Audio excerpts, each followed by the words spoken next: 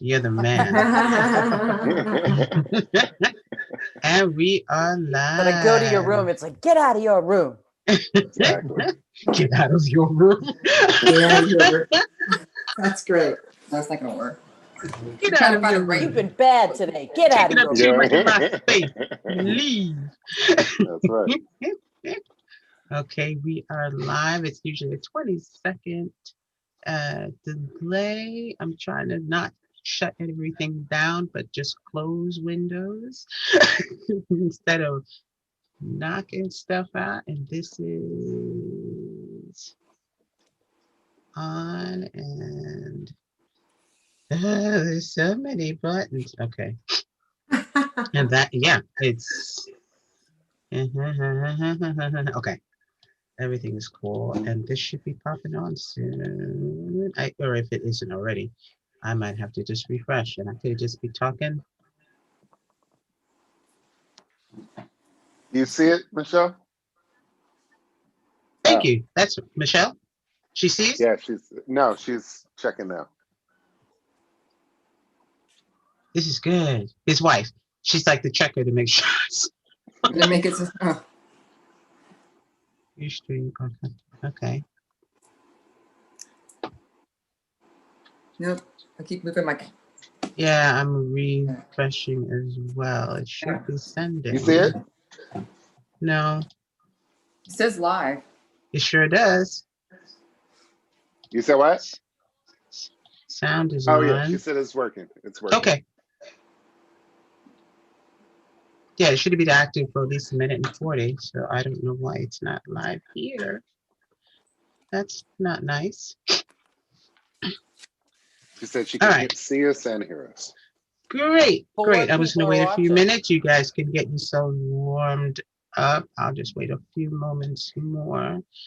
To make sure everything is working properly. I look different on the YouTube thing than I look when I see myself here. I think you see yourself mirrored, probably. They mirror it on too, Zoom but by it's like the default. coloring is different. Oh, yeah. Are you No. blonde? Yeah.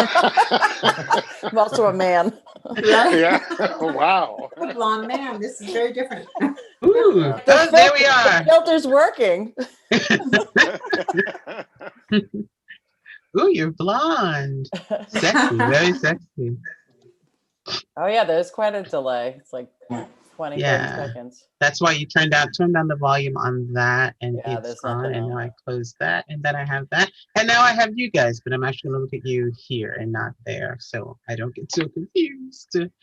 But I just want to say welcome to Zooming in Comfort. This is a program I started up a few weeks ago here from Sweden, and I am so glad to have you guys with us today, because this week has been one of the most exciting weeks in the amount of weeks that we've had so far. Since we've had so much excitement in January, it's just been it's just been something after something after something, and then of course then the 20th came, and some of us have given ourselves a sigh of relief, but there's still so much work to do. Gold. Let's go. That's right. I should get a glass and look classy. I know, and I forgot mine in Order a the glass. kitchen. I need a forgot mine glass. in the I'm kitchen. gonna It's order a sitting there. glass.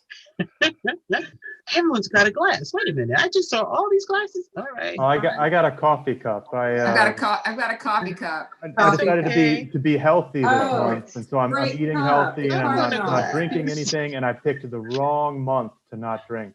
This has been, Hey, you know been what? difficult. Yeah.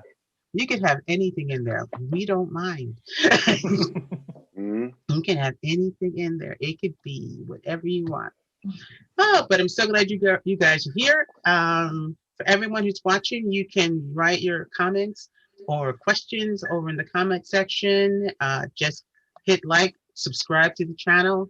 It would be great for you to come back and see the other shows that I've done. And also, I'm glad you're here for this one today. And I know I stated this one as U.S. inauguration, but there was so much happening this week, aside from the inauguration, and a little bit of impeaching and a little bit, and a Little little bit bit, of this, a little bit of that. a little bit of this, little bit of a rest off planes, at luggage collection. That Oh, was so just beautiful. wow. What? Wow. Okay, I'm sorry. I'm just jumping ahead of myself. Before I begin, I want you all to introduce yourself. Since I see myself in the middle, I will start with Andrew. You can begin by introducing yourself and where you're from. Hi, I'm Andrew. I'm from the US originally, Arlington, Virginia, so DC area. And I've been in Sweden now, Stockholm area, for almost 11 years. So little while. Mm-hmm. Is that all you Yeah. got for me? I don't know. I don't know what else to say. Yeah. That's it for now. That's enough. Okay. Can And fill in the Beth? gaps later. Okay, cool. And Beth? I'm from Boston, which is why maybe I should have not have changed out my art sign. My art, Boston skyline. I have been in Sweden since 1993. So a long time. Yeah, still don't know what I want to be when I grow up, but I've been working with communication, studying sort of some of the humanities, so social cultural anthropology. Got drafted into politics. That's my new foray, representing Centern. So I love when I have one of my American friends, I was like, your party, and he's trying to like imply like the whole left thing, or you and your Democrat friends. I'm like, like the only party I actually belong to is the Center Party in Sweden. You mean that one? But otherwise involved in a lot of the American stuff. Live just north of Stockholm City, in a suburb. Dee? Dee Johnson. I've been here since 2003. Moved here from New York, grew up Detroit, Alabama, DC, Maryland area, and Chicago. Yeah, just been here a long time. It's not really much more. Father of two. Mm-hmm. Yeah, and that's where I am in their room. Thankfully, you have the kids so you can take their room. Yeah. Mm-hmm. Two displaced kids. Yeah, and I live in northwest of Stockholm in a suburb called Jakobsberg. Mm-hmm.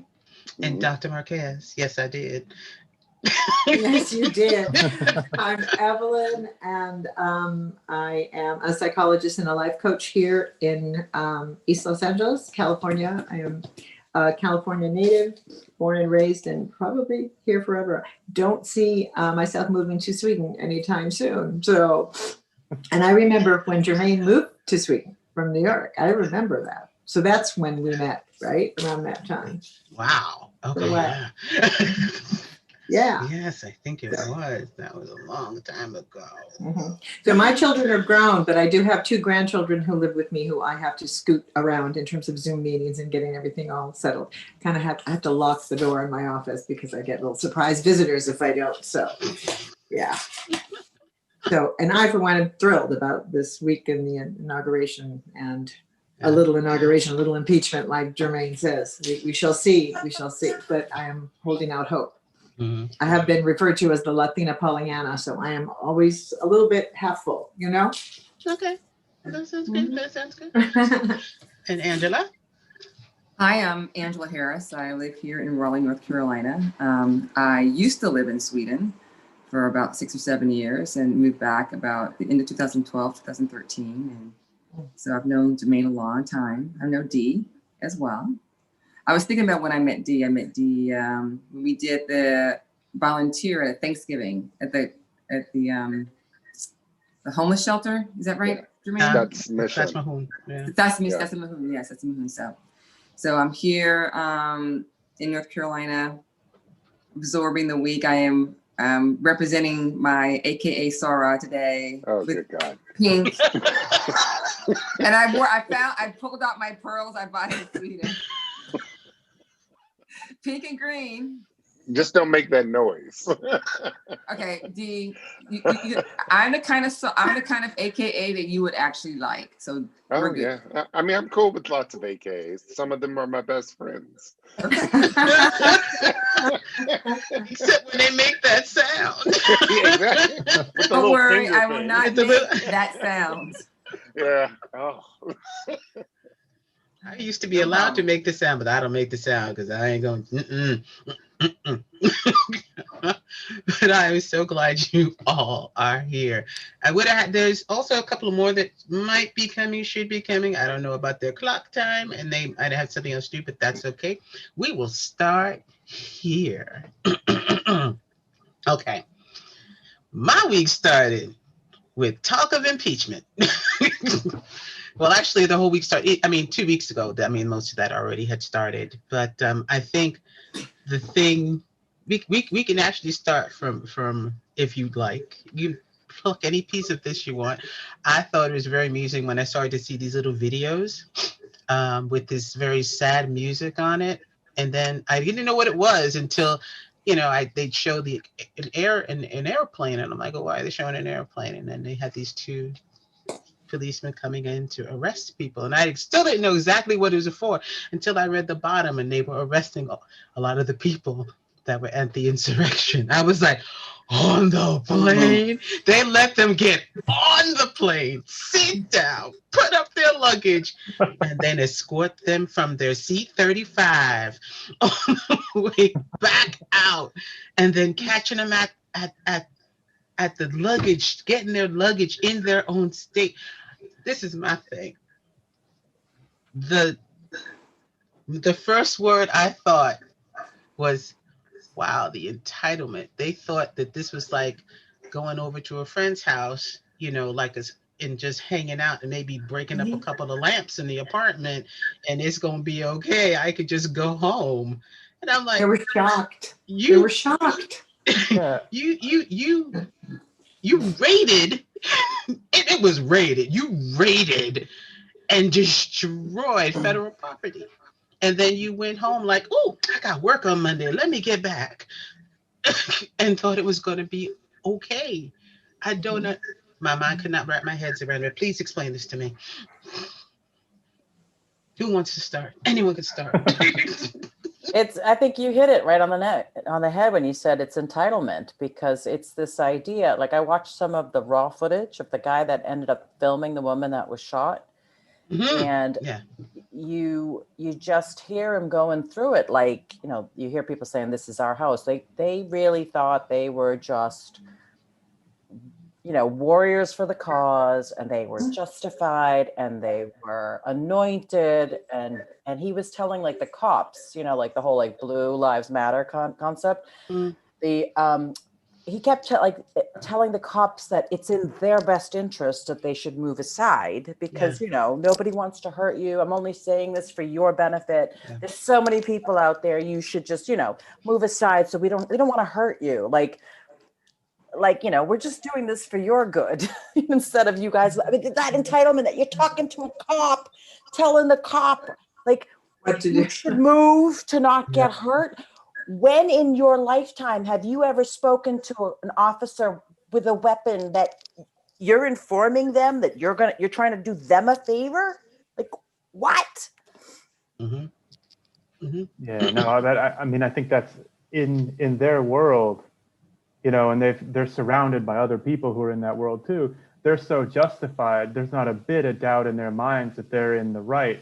And so they have a hard time, I think, realizing that there's consequences. It's not like they're like stealing a candy bar and like, oh no, I'm doing something bad, I might get caught. They think they're doing, some of them literally think they're doing God's work. And they think that they, Literally. whether or not it's true, they believe that Trump was behind it, that the president, who in their mind is the rightful president, wanted them to do this.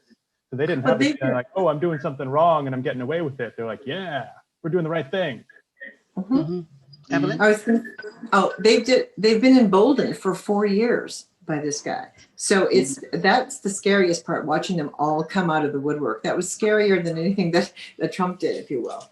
For us here, living here and watching people people do and say exactly what they've wanted to always do and say, but now that's okay. And it wasn't just a couple of things that Trump said leading up to the insurrection. For 4 years, he's been saying, I'll pay your legal fees. Don't be easy on them. We need, you know, I mean, it's pretty clear. Mm-hmm. I don't even think it's, I mean, I'm going deeper and darker in this, and I'm afraid, but I just see that they would have done this before Trump. It's just that this is now, it was just more justified. It's like this could have happened under anybody. I don't think it was just Trump. It's this entitled attitude of, when I'm on the side of what the popular grouping of people like me think is right, I'm doing no wrong and I'll be forgiven for it. And I think you can look back in history for hundreds of years and see the same kind of entitlement attitude when like the mob gathers and the mob decides to do something. They're always forgiven. The mob. I don't know if we want to get into a racial question so soon in the conversation, but I have been, conversation. Yeah, I've been diving into a little bit of this. I read Cased by Isabel Wilkerson, and it blew my mind. And then I read her other book, and I was just like, okay, I've lived 50 something years of my life. I've been on the side of I want right and do the right thing, and I've been clueless the entire time. Everything makes sense to me in a completely different way now. And what I watched was a white feeling of, I can do what I want, where I want, when I want, and you can't tell me other. And they were doing it. It was a point. I think it was more so, I understand what you're talking about, even from like even 70, 80 years back, or even 30, 40 years back. The biggest thing with these last, I can't even say just 4 years, it was like 5.5 years, because it was even before he got elected, when he was going through having all the rallies, he was giving permission. This boldness was already there. It was just waiting for permission, kind of. It was publicly announced. You know, it was, and the fact that, you know, he's from like, the top level, the top level. Exactly. It was given, they were given permission. It was giving permission. You know, I mean, there are a lot of things, just like, you know, when your mom, you know, if your parents tell you, you know, even if you don't like it, don't say it. Be polite. You know, this is that, just in a bigger sense. You know, you don't, but for me, I'm sorry, but for me, it's like, just like going to work. I'm not going to like everybody I work with, but I'm not going to disrespect them either. Yeah. You know, but they were given the okay to do that. I'm sorry, Evelyn. You know, I was just going to say, not even just the okay or the permission, but again, inciting them to do it. Mm-hmm. It's, you know, because I mean, I agree with Beth that racism has always been there. That has not been, that's not, I mean, but it's, again, not necessarily just under the surface, but people didn't feel emboldened to act on it, just even, you know, locally, and just, you know, with your neighbors and everything. They wouldn't do what now they have the permission and the approval from the administration. Mm-hmm. They call it that, the shit show for 4 years, but, you know. But I think that what you're finding now, and some of the articles that were coming out about some of the interviews with some of the people that were arrested, like the QAnon shaman, now they're realizing that they were grifted. And they're realizing that some of them are coming out and saying, well, you know, Trump told us to do this. He told us to go and, you know, basically move forward. And now they're coming back and saying, oh, wait a minute, why did we follow him? And this is coming out lately now in the last day or so. Yeah. And I think you're right. I mean, this is not that this hasn't been here in our country. Of course, there's been a level of this, deep, very, very deep. I think that what Trump is the ultimate grifter. And I think what he saw was that, hey, I have an opportunity to be in power and to get control and to make more money. This is about so much making money. This is not just, hey, I want to be. This is not a service-minded individual, and he's the type of grifter that really understood how to get people to do his dirty work, which he's done all his life from his lawyers. Michael Cohen was one of them. He gets to do his dirty work. And he said, well, I can incite this group of people to do this tactical dirty work for me. And then I can still kind of keep my hands pseudo clean because I'm not doing it. So to me now, I think what's going to happen, as you were talking earlier about people getting arrested at the airport and getting arrested in a restaurant and getting arrested when they're home, I think that we're going to see a lot. You have a lot of people that felt very privileged and entitled and emboldened, and they were, texting, "Hey, I'm storming the Capitol," and I think Look at me. Yeah, look at me. I think one guy sent it to his girlfriend's Brother-in-law. brother, who's a federal agent, who said, and who double had to. And I just read this twice to make sure that, and then realized turned the news. I'm like, they're not realizing. I think what I don't understand is that you're raised to do, you're taught, the right and wrong and all this stuff. I mean, how can people be that ignorant of the basic law about breaking and entering into a federal building, and because they felt like, oh, you're right, we're gonna be, hey, he just pardoned so and so, he's gonna have a blanket pardon for me. None of them got pardoned.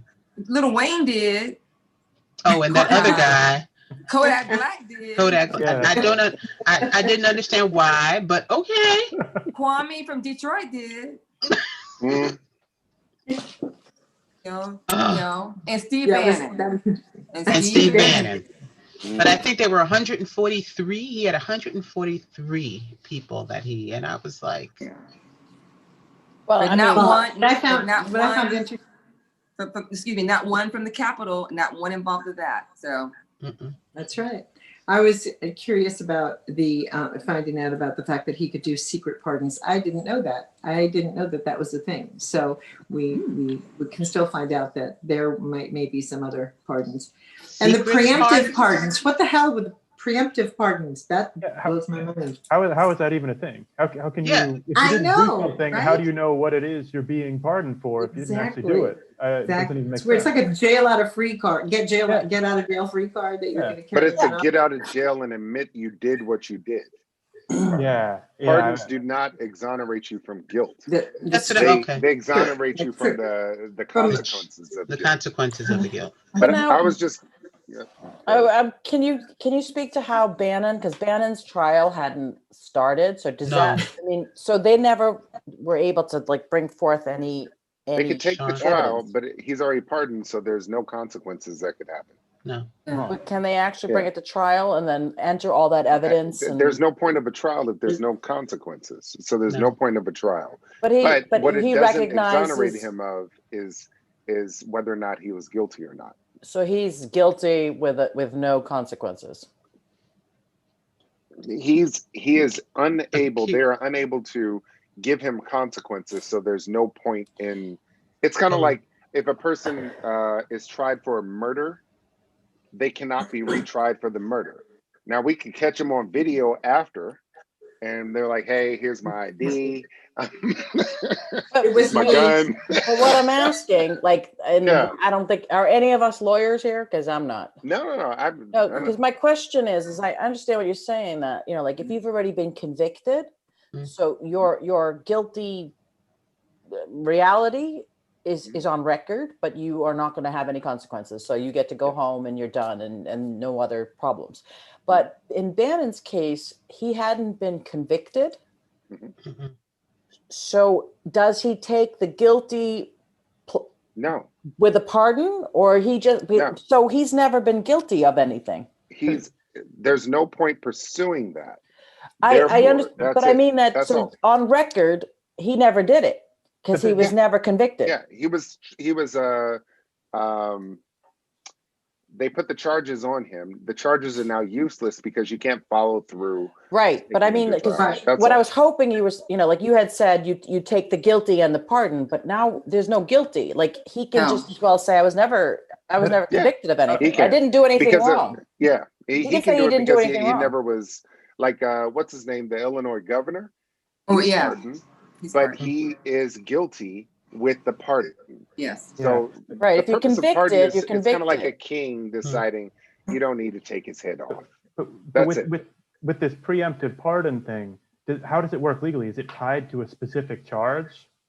Because Yeah, I was I wondering just that feel too. like I got preemptively pardoned, and then say Steve Bannon gets preemptively pardoned, and then he mows down a whole shopping mall with a machine gun. You say, "Oh, I just got pardoned." It's not a federal or offense. is it tied to something in particular? The pardons I think are it's only up until federal crimes. now, until the day he left office or the day that he did the pardon. Oh, Yeah. So anything after that, he could still go to jail, Gotcha. blah, blah, blah. Well, what that are the type of stuff. chances any of these people are not going to break the law again? I mean, come on, if they're going to be back in business. Because I mean, there's a lot of the With Steve prosecutors. Bannon, he went and grifted Trump supporters about paying for the wall that Mexico was supposed to pay Yeah. for. That's So if right. he wants to keep grifting them, then live your best life, bro.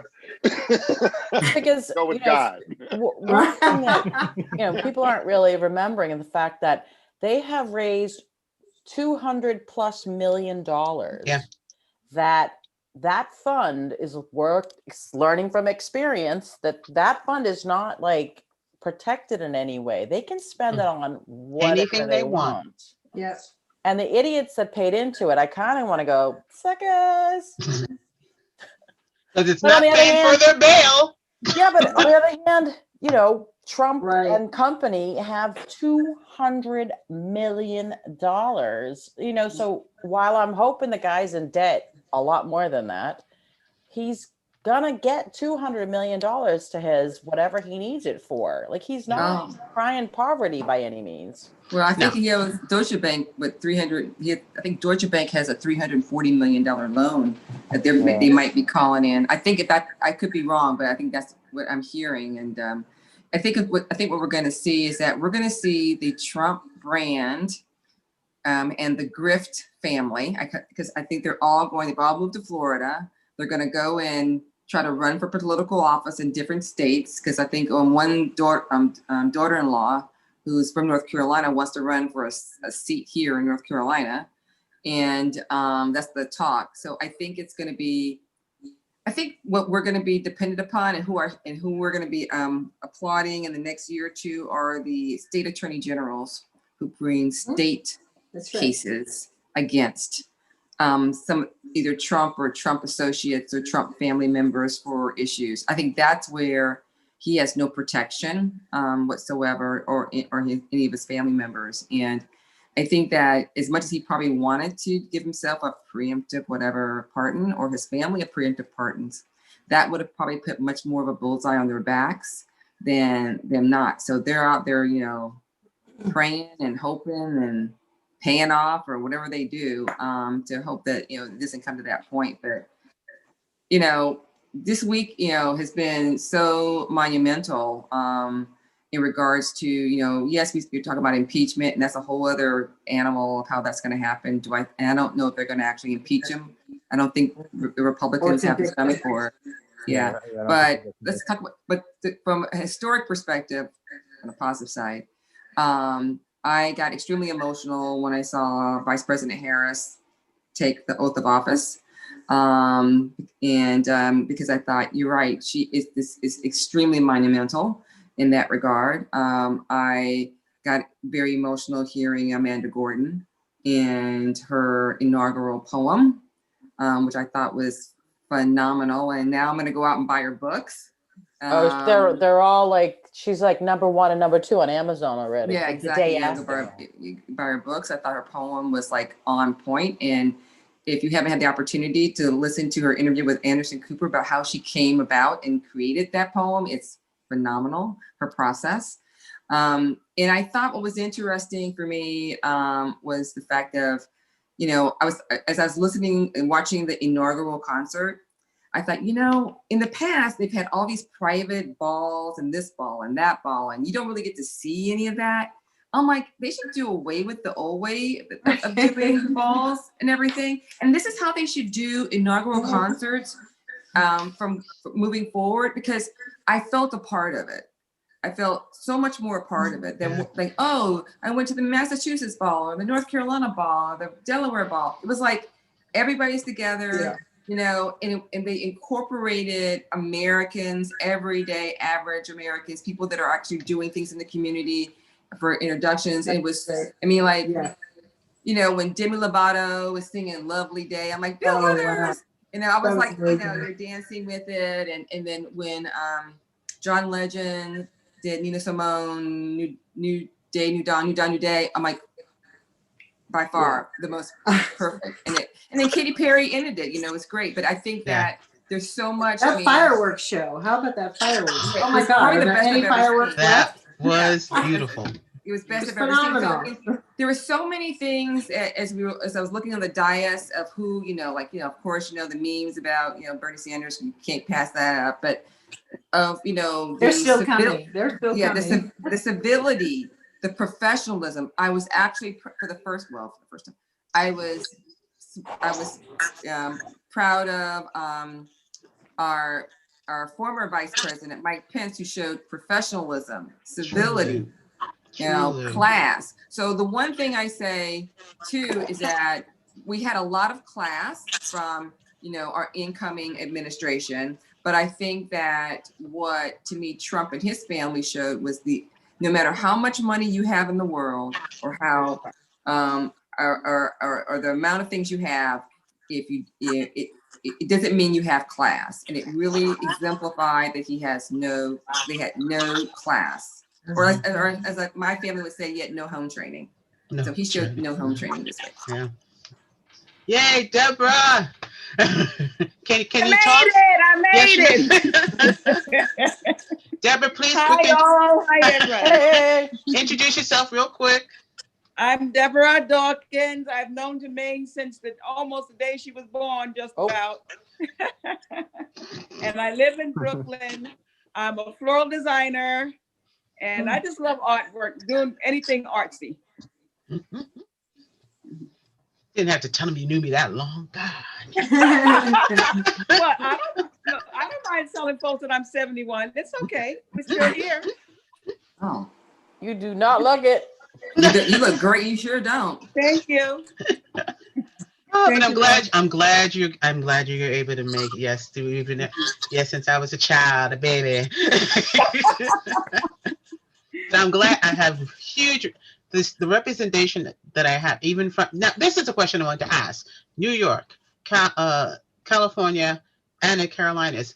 Did anything happen there? Because they were always talking about there's going to be some, you know, ruckus there in any of the federal buildings. Every state capital. Yeah. Did anything happen? Had you heard anything from any place there in New York or in Cali or? Well, in New York, we have what's called the downtown area. Everyone has a downtown area, and Black Lives Matter got together, marched across the Brooklyn Bridge, and the police threw them on the ground. I mean, they just mishandled Turned out in force. It became a mad scene. It became very negative. So on the day of the inauguration? It was the day after. I can't remember.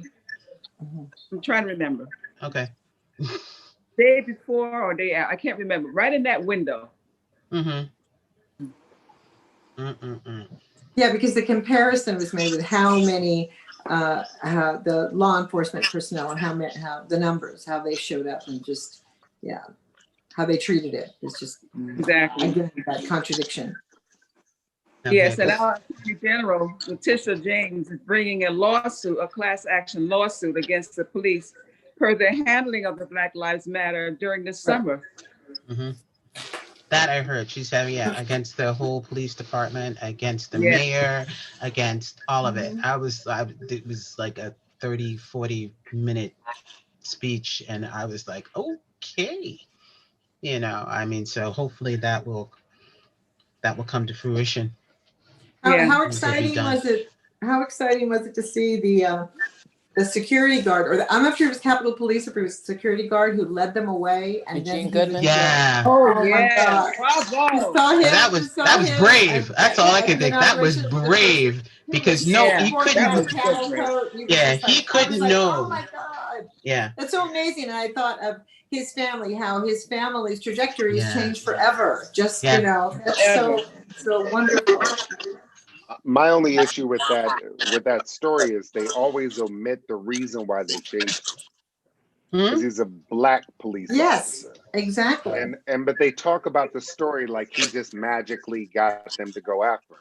No, you have white No. supremacists chasing a black police That's officer exactly right. who claim that they're for Blue Lives A Matter. good point. But he kept them away. And every time you hear the story, they just leave that little thing out. If I use this skin to get you to chase me to save people's lives, you need to Wow. talk about my skin. Great point. Yeah. Absolutely. And the one thing that I thought about when I watched all the details is all the senators and Congress people, when they were like, you're going to have your detail today. I'm sure their first question was, are they black? Because we're the only safe people for you to have. You want black people around you. And you notice there was a lot of black people around doing the details. Yeah. Details. Yeah. Because, 9/11 and any of these pre-existing historical events, it's black people you start to trust in that moment. Because you don't know, after Oklahoma City bombing, you never know if these white people are out there to do you harm. So magically, everybody wants to hug us after they're traumatized. And this guy got to walk down there and they talked about it on the news. I was watching the stream. And it just irritated me that they didn't say why they chased him. That's And this point. is a thing that America needs to get to. And going back to earlier, when Beth was talking about this as well, the thing that I think about when I watch these privileged white people come in is when you have a messed up version of history, and you see history from we're 1776 going up against the British. Well, technology was different in 1776.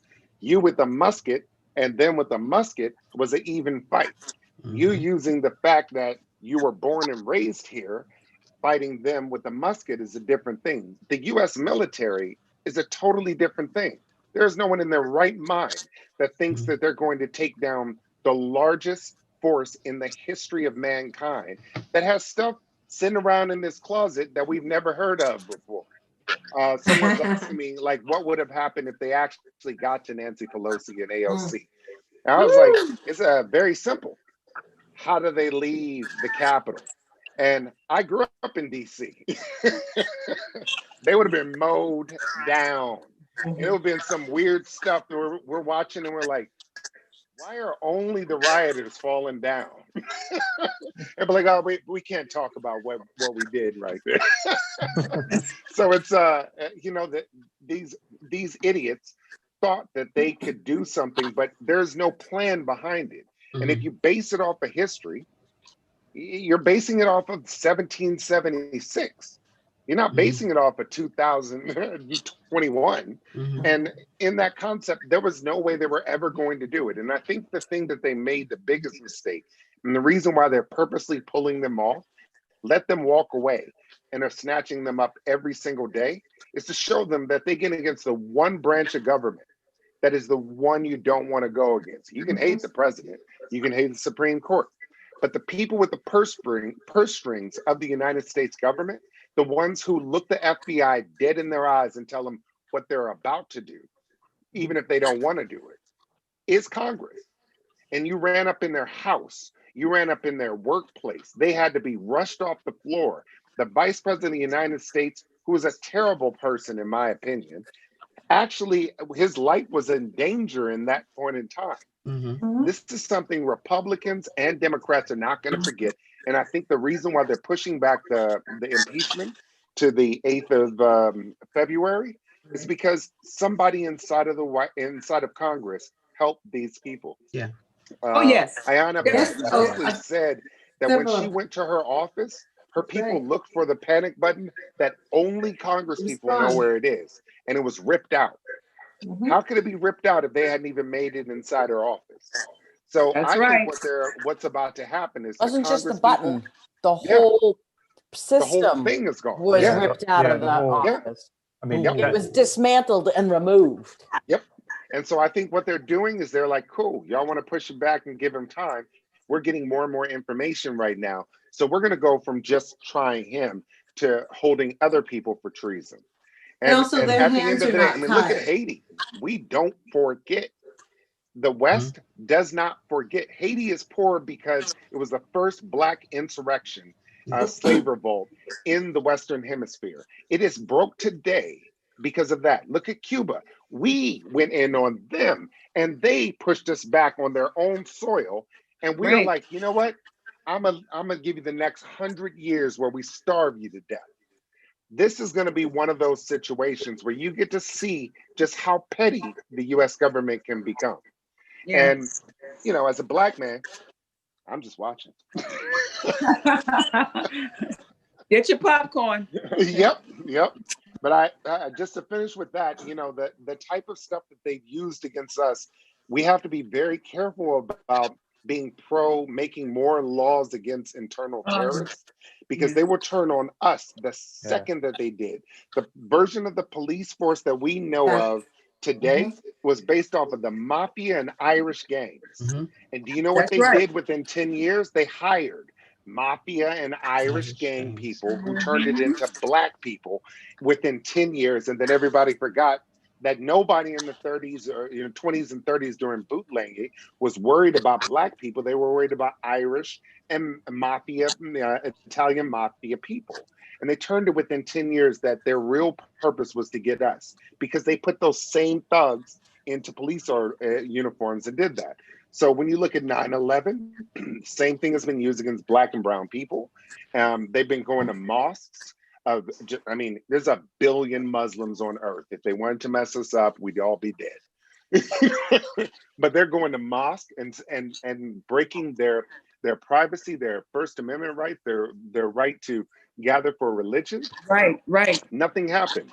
We already have enough laws. We need to pare down those laws, go after these same people that were emboldened by the fact that their parents were the ones screaming at Ruby, what's her name, the 6-year-old going into school. Their parents were the one firebombing houses and wearing this, and their grandparents were the one who could do any and everything else. Even some of our stories throughout history are based off of lies. Laura Ingalls is who helped recreate this concept that foraging into the Wild West was an awesome thing to do. Her dad murdered Native Americans on a regular basis. And there's historical proof that he probably was a cannibal on top of that during the long, cold winter that she despairingly talks about.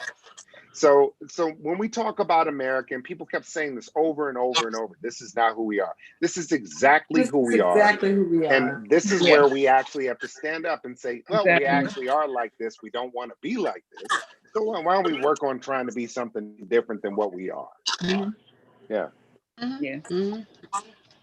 And I think, I mean, the numbers are still there in terms of the number of people who voted for him, the number of people who participated. They're still there. It's very interesting to see what's going to happen moving forward, and how to sort of, you know, there. I mean, heard a lot of talk recently about it's almost like having them that they've been brainwashed. I'm just not. I don't see anyone lining up. I'm not seeing anyone line up to be treated for it. They're brainwashed. You know what they're going to do is rebrand. Pardon? What they're going to do is rebrand them. Who was the person that was talking about it earlier, about the person who ran it? I don't know what happened. I don't know why I went into the Capitol, blah, blah, blah. That's something that we as people of color never get. If we go and do a crime, there is no one asking us, were your parents hugging you when you were a kid?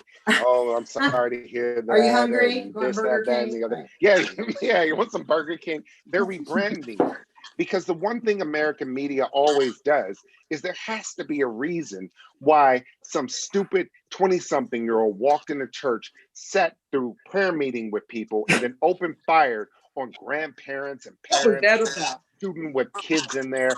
And there must be a reason why he's off. Because that's why the concept of white trash is created, huh? I mean, and he lived to walk away. I mean, what are the chances a person? Michael's so dead. Y'all be like, remember Dee? Yeah. And we did get to the bottom line for all of this haranguing and all this rage that those Republicans have. Is the bottom line the fear of the browning of America? Yep. You know, what do y'all say? Yes. Oh, it's facts. Oh, yeah, Mm. absolutely. Oh, yeah.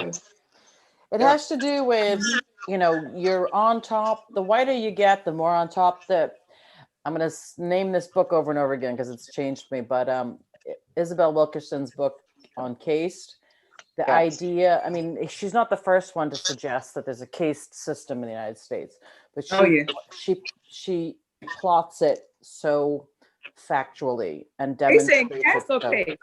Cast is the name of the book is Cast. Sorry. It's Yeah, an awesome cast. book. Yeah. Yeah, it's and her other book as well. I forget the name of it, but she also looks at the Great Migration, which history I didn't learn in school. And her those two books have just Mm-hmm. uncovered a reality of how little we know or little we understand, I should say, about the United States and how it's formed. So the book Caste, just to, like I said, she's not the first one to suggest there's a caste system, but to Mhm. methodically plan it out, to point out to why and how, the significance of how we all fall into it, and how Southern Europeans weren't white. Like the concept of what is white and what is not white is entirely created and new. Yeah. And it started in the United States. And the Nazis looked at Yeah. how the US had apartheid for having its thing. And then, you know, we look at the Nazis, it's just, you know, it's this whole circle. But the idea of the superiority element of, if you're white, you're always Yeah. going to be on top, and everybody in the middle is always just trying to get one more round Right. up on that ladder. So, and if you eliminate the laddering, then you have nowhere to try to aim for, because then suddenly you're lost in the wind of who's better than me or who's worse than me. I Right. don't know. It's not so clear anymore. Yeah. And when I mean, white isn't as white, it's, you know, it's like, all right, so who's the superior race if there's no white people? Yeah. Yeah. yeah. Andrew? Dare I I say know, that when I went to Cuba, that I kind of saw that. Cuba, Brazil, the lightest skinned women did the commercials, were in the upper offices of money making management. And, you know, those are darker tones were, you know, in the background on the bottom. I don't want to say bottom. And that applies not only in Europe. I mean, my mother's from the Philippines, but also if you Yeah. are a mixed Filipino, like they call them mestizos, because 400 or 500 years ago was also when the Spaniards came in, they were superior to the local population. Yes. So the lighter you are, the more you are related in some way to European, the more European you can look, and they have the name mestizo. And now, even additionally to that, if you have one Filipino parent and one non-Filipino parent, like you are God in the Yeah. Philippines. Yeah. Andrew, go ahead. no, I was just going to say it's important to realize that. Sorry, my computer's making noise. That I mean, that this isn't conscious. Like people don't realize. It needs to be brought out into the open because these people don't realize it, and like their identity is threatened, and they don't even know why. They So don't know literally, why. I mean, they're looking for reasons why, and that's why they latch on to all this crazy shit. It's because they're looking for a reason why. They know they feel threatened, and they're looking for a reason why. Right. But and it's, yeah, I mean, no, go ahead. no, I mean that was the main point. Is they don't realize, and so when you try to tell people about it, they're reacting really strongly because they don't want to accept that part. They don't want to say, like, you know what, part of my identity is I feel better than other people because of my race. Yeah. And that is a part of their identity, but they're not conscious of it, and they certainly don't want to admit that. And so there's a lot of resistance to that, and then that leads to this like lashing out. Yeah, I think the threat of their privilege. Yeah. or their perceived privilege. Right. Because the majority I of like that. people, majority of people don't have the privilege that they think. These idiots Exactly. Perceived. a rich kid who never worked a regular job in his entire life, whose daddy bailed him out so many times that we would be depressed even if we were to just scale it down, and your parents were paying $50,000 here and $50,000 there, and you owe $250,000 to them. We would feel like losers if we did that. But what he did was he felt like he should be able to get what he wants. So what he did is he rebuilt his image, a rich kid that went to private school and military academy, into a fake mafia boss. He's not real. He's never been real. And so he makes himself into this fake mafia boss. Why would a rich kid who went to private school and military academy even talk the way that he talks? You know, like he should have a bigger vocabulary. He's had all the resources. He's had all these things. And so you get these people that are sitting there voting for this guy saying he's just like us. He's not like you. He doesn't give a damn about you. The That's people right. he cares about, and he's been saying this, follow what he's been doing the entire time he's been in public life. His whole thing is to be like the Wall Street people. The reason why he hates Jeff Bezos, because Jeff Bezos is an actual billionaire. Exactly. Exactly. He's the real thing. But to get back to those people, the reason why they feel like they're getting cheated and all this kind of stuff is we have a period of where our parents' generation, my dad was born in 1938, and our parents' generation who marched with Dr. King and all this kind of stuff made a deal with the devil. And that deal with the devil, it didn't really come in a really quick version, but by the time I came around in 1975, that deal with the devil, I got to be a part of it. I'm from a upper middle class family, own their own homes, so on and so forth, college educated, this, that, and the other. And the thing that we were told was not to make waves. We would go to school with white kids, which was different than our parents' generation, but we didn't tell them that the police officers followed us at the mall when we were with them the next day. And so what we did is our parents told us to just be quiet, and it allowed a new generation of ignorance. And this generation of ignorance got fed by the media and from pop culture in the same way. When you think of the 80s and 90s, what do you think about? Below average, white, overweight dudes meeting a model chick, deciding that he deserves to be with her. Not only does he get her because she is just an ornament to him, but he also gets the big job and lots of money and drives away in a Lamborghini at the end of the thing. What white dudes were taught the entirety of my childhood was that you deserve the absolute best, even if you're way under average, even if you're a terrible student, even if you don't get up in the middle of the night to make sure that you did the correct things before the next day, even if you don't get to work on time. All those norms were thrown out of the window so you can see some fat white dude with a skinny model chick drive away in his Lamborghini. What exactly do you think was going to happen? What I saw in the Capitol was people who watched those movies and Rambo movies, and none of them were real. Because when they got sprayed in with mace, look at this summer. We saw 20, 21-year-olds, 18-year-olds, 16-year-olds. Look at the camera and be like, they sprayed me with mace, but we're going to keep fighting because Black lives do matter. And then they are up on the camera like, sprayed mace. All I was trying to do was go into the U.S. Capitol. It's a revolution. Isn't that hysterical? That is hysterical. But yeah. Yeah, I think that was Elizabeth from Knoxville who said that on CNN. Shout out to Elizabeth. Yeah, I hope she enjoys her jail cell. Yeah. Yeah. I don't know why I'm in jail. I was just storming the Capitol and somebody died. It was a cop. And I love that cop. But the Capitol thing. But I think after that, and then they had the military inside. And I remember there was a video that I was watching. It was like a minute and a half, and they had filmed like all these soldiers like sleeping all over the place, even in the parking lot and everywhere. And there was a comment, I think it was on Twitter or somewhere, saying, "I don't understand why these soldiers are laying all over the floor of the Capitol and sleeping. Why couldn't you have given them better accommodations?" And then the other person read, "Why? You're asking the wrong question. The question is, why do we need these soldiers like this in triple numbers in the Capitol in the first place?" Yeah. Because they have to be there to fix their minds to realize that they might have to shoot you, another American, something that they're not, correct me if I'm wrong, Andrew, exactly trained for. No, that's not really what. Thank you. Yeah. No, You know, it's not like you're going to go in there and you're going to shoot Americans. Okay, that's not the fixation that you have when you're going into when you're a military officer. Related to that, I was in the Army Reserve for 8 years. I was in Iraq and stuff like that. It didn't surprise me in the least that the National Guard was laying on the ground in the garage. They don't pay a whole lot of attention to your comfort. No.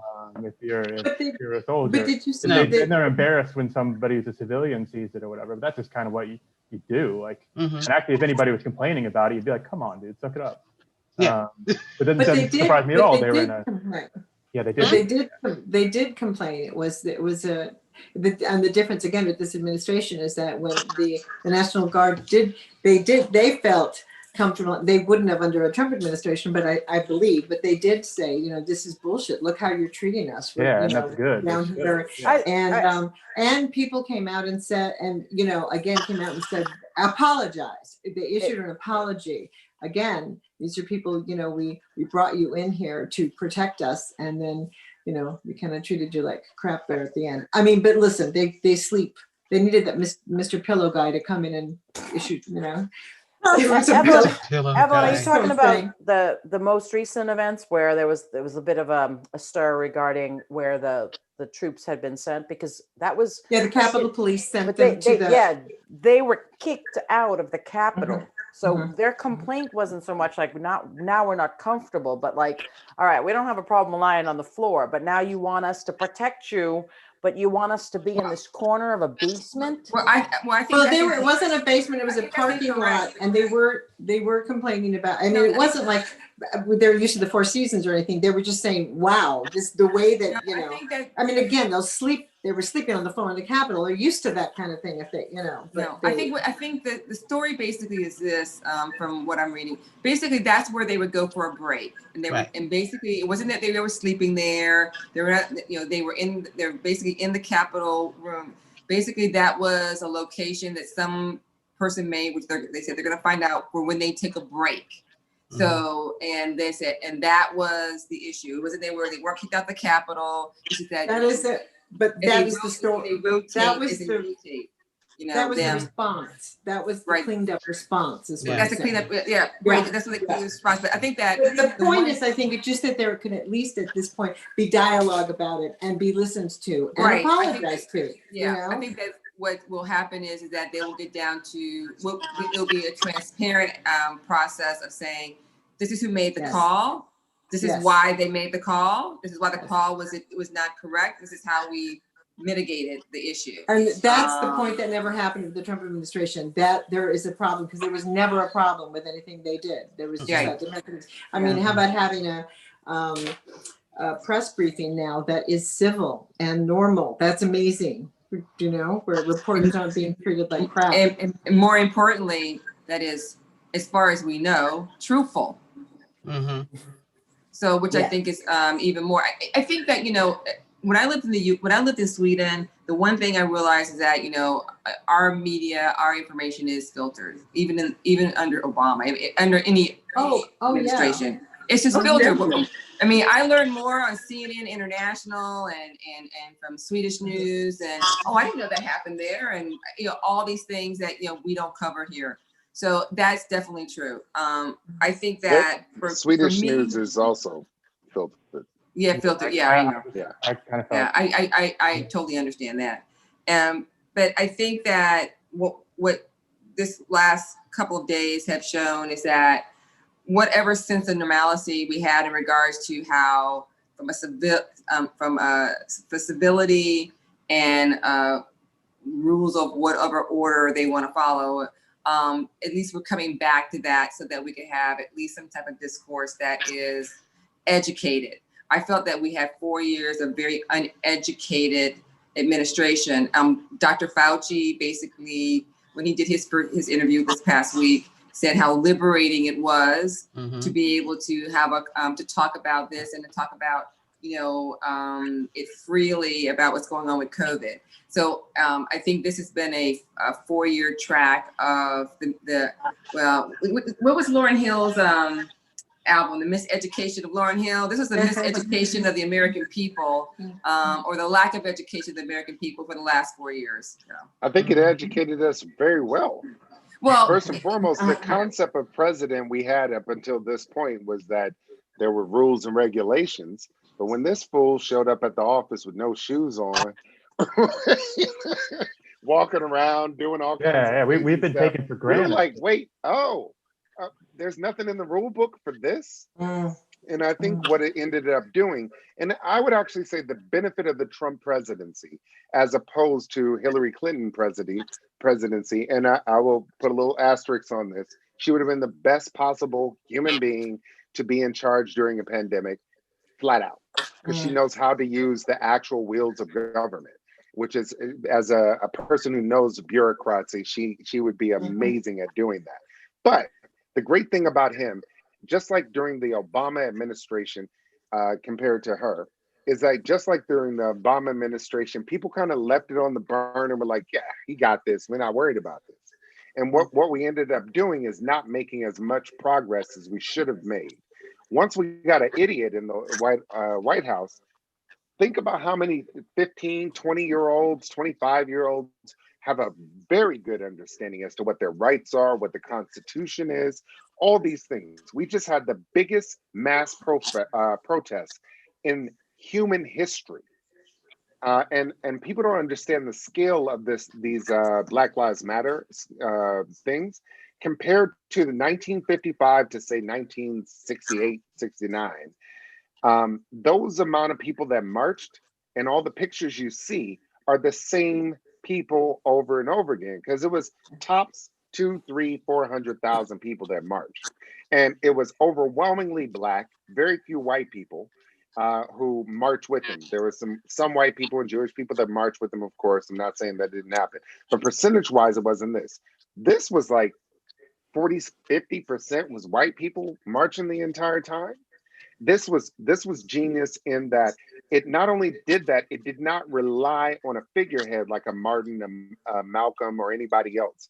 It relied on different people reaching out to different people to, maybe you got something from Ta-Nehisi Coates that you didn't get from this other person over here. But what it ended up doing is it changed the language of the way that we talk about these things. These were always said to us as we were crazy. Like, you sure that's racist? Of course, I'm a Black 45-year-old man. I have a PhD in racism, and if I speak up, it's 100% chance that it is racist what is happening. Now we're starting to see it, and for the first time, Obama didn't do this because he was afraid that he would make the American public think that he was the Black president only, but he never said white supremacy in his inauguration address. This was the first time we've ever had this. And so it's important for us to actually see the benefits of what Trump and all this chaos did. I couldn't have gone through 4 more years of this. I mean, I always tell people the thing about Trump to me is I don't care about his policies. I don't care about anything. As a human being, he's the most irritating human being I've ever had. I've had ex-girlfriends and people I dated that just won't shut the hell up. And this man makes them look like they're nuns. I don't even know. That bad, huh? That bad. This is a 70-some-year-old dude. Like, come on, man. Like, he'll never just be like, you know what? I'm gonna take the day off. 4 years straight, this dude stayed at 100 the entire time. And instead of him taking one thing, and here's the thing, he could have left us in this conversation in a totally different space, because if he had done one thing and he was like, well, looks like I lost the election, he didn't have to say it out loud. He's like, but what I'm going to do is I'm going to focus on COVID over the next, until I switch from November until January. And I'm going to change the way people see me. If he had just gone all out, we'd be on here like, I couldn't stand him. He's a terrible person, but God bless him for what he did with COVID. He did a terrible job in the beginning. The last 3 months have been amazing. God bless America. No, but I mean, we're doing that with Pence. Yeah. Pence is Andrew? trash. and he Go ahead, still Andrew. did a better job than him. Yeah. Yeah. Well, like everybody has like a warm fuzzy feeling about Pence now, and all he did was like We know. act No. minimally No, not Mr. polite Fly. for Mhm. like a day, and we're Yeah. all Like a human after being. after a mob tried to kill him, and Yeah. then he acts nice for like a couple days. We're like, wow, he's He so saw good. Jesus Yeah. for real this time. But yeah, I mean, but like, but it's like Trump we're had just- grasping for something that came out of this administration that's more than just vile. yeah. But I mean, I agree. If Trump had just done something good, or even if he seemed to be trying really, really hard, like focusing, you know what, I'm going to do what I can for COVID now. You know, it started too late, but we're going to do what we can until we do. If he had done that, and then he had stepped out gracefully, he could have ended on a completely different. He could have ended on a completely different note. Everybody here would still be mad at him now, but he would be remembered totally differently. Mhm. But that presupposes the fact that he felt like he should be seen differently, like some. No, like exactly. He doesn't needs have to that make level of changes. awareness. And there was that. nothing. He's fine. He's perfect. He's that there was no increase in his level of insight, personal insight when he was there. I mean, I just want to know what's in that note that was found, that President Biden found in the drawer. He said the note was very generous. What does that mean? Yeah, I thought of that too. Die, curious. smoke, Donald Trump. You know, but I mean, but Donald Trump, he was apparently like seemed to be genuinely touched when he saw the letter that Obama left for him. Because he didn't know about it. And tried to, he didn't know that was the thing because he doesn't know anything, that the previous president leaves a letter. Wow, a letter. He probably didn't know that they always did that. Well, I think Ivanka wrote it. You know, Personally. I don't think he wrote it. I think Ivanka did that. I think Ivanka basically, if anything comes out in that nature, I think that probably that's something Ivanka did. I mean, if you think about him, I mean, you're right. Trash. I know that, but I'm just saying that. But I think she probably wrote the note that's left for Biden. That seems like something that she would be the one that insists that be done of anybody that's around him, because I don't think that's a thought that Trump would do. I'm going to leave a note. I mean, the first lady, or sorry, the former first lady.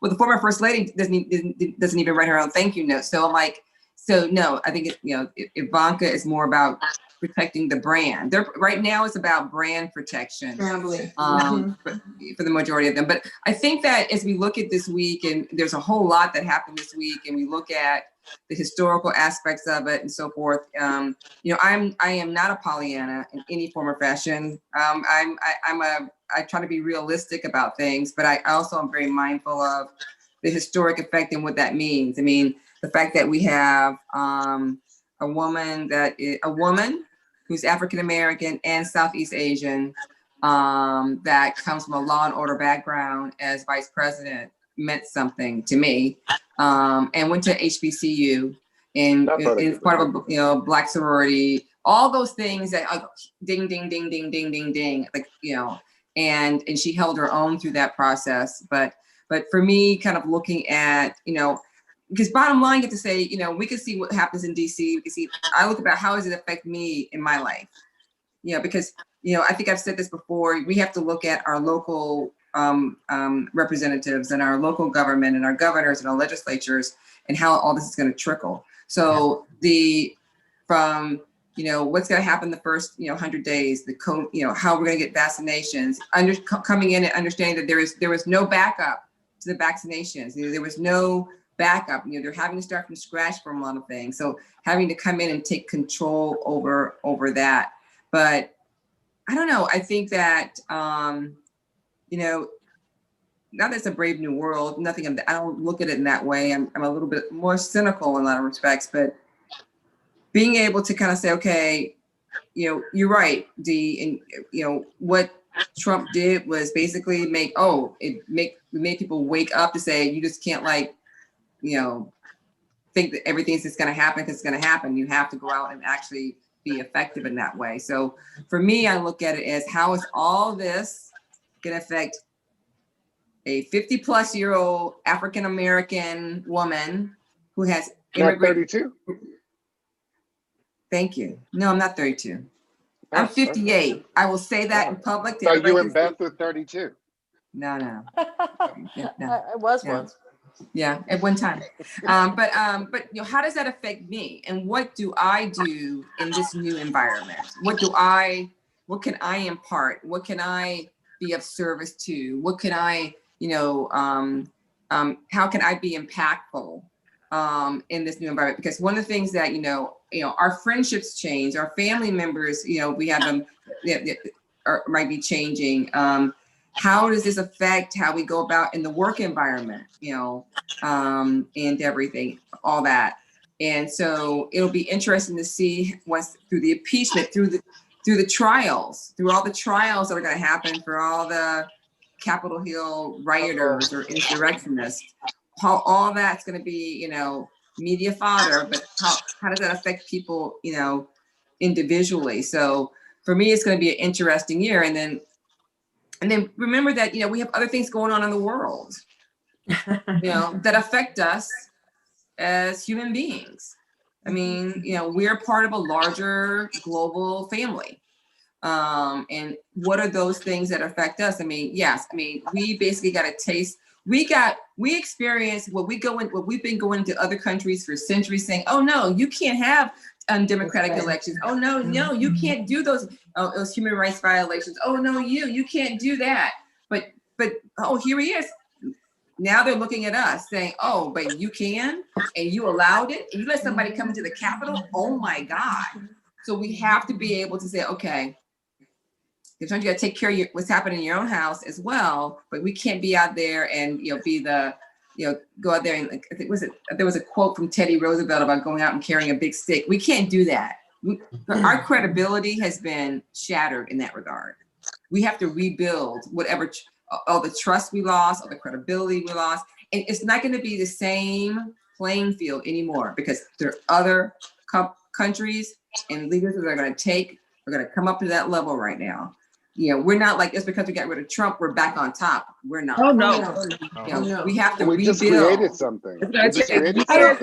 I don't know about Sweden, but the response I know from people in other countries have been, oh well, listen, I need to preface that by saying that I don't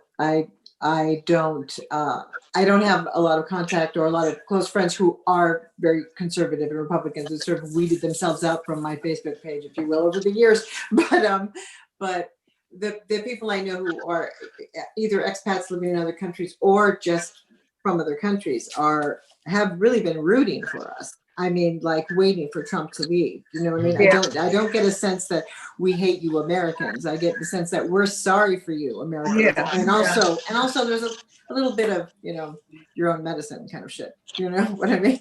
Because people have been dealing with this kind of stuff for centuries. And now we're like, but I agree. There is a lot of work to do, and again, because my role as a psychologist is to be, working with people and not teaching them to adapt to this horrific situation, but to understand that anything that you're feeling emotionally, spiritually, psychologically, has to be looked at against the backdrop of all of this political stuff. And then, I don't think it's an accident that COVID happened at the same time, which is an amazing experience of these two things happening at the same time, COVID and this horrid administration. So, yeah, So I'd like to thank our great-grandparents' generation for not passing down any information whatsoever about the 1918 pandemic. My grandmother is about to be 104. She was alive. Wow. I remember my great-grandmother. I was very young, but I don't remember very much detail in history books, which would have made us put money towards preventing things like this happening. So what we should promise our grandchildren's generation and great-grandchildren's generation is that we're going to be honest, say there's a whole bunch of stupid people, and try to prepare them like, hey, you need to put some money to the side to make sure you don't get locked up in your house for a year and a half while everybody dies and you're watching on FaceTime. Well, and there's no guarantee that sorry. Mm-hmm.